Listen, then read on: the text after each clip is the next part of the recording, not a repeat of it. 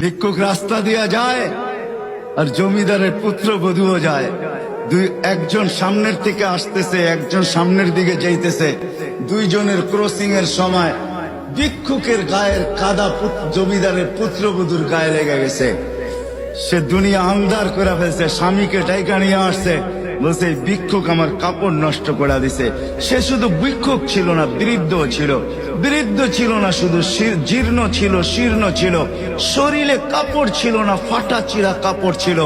পায়ে জুতা ছিল না, পেটে ভাত ছিল না। জমিদারের পুত্র সইতে পারে নাই, যৌবনী শক্তি সয় তো সয় কি কইরা তার স্ত্রীর গায়ে ভিক্ষুকের কাদা। বস সমগ্র শক্তিকে হাতে জমা করা, একত্র করে বৃদ্ধের গালে বসায়। বৃদ্ধ কিচ্ছু বলে নাই, শুধু উপরের দিকে তাকায় দুই তিনটা শব্দ উচ্চারণ করছেন। শব্দগুলা হলো ইয়া মাল্লাহ তারা হলো ওয়ুন, ও আল্লাহ চোখে দেখা যায় না।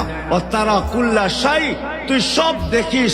ফারা তারা মা বি, তুই কি দেখিস না আমার সাথে কি ঘটতেছে? এটা কি দেখিস না? বলতে দেরি যুবক, মরতে দেরি হয় না।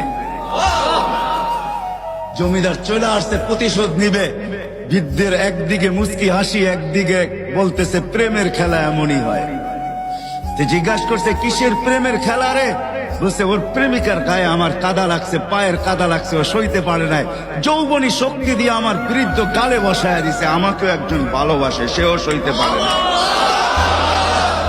সেও সইতে পারে না। ও তো থাপ্পড় দিয়া ক্ষান্ত, সে জান নিয়ে নিছে, জান।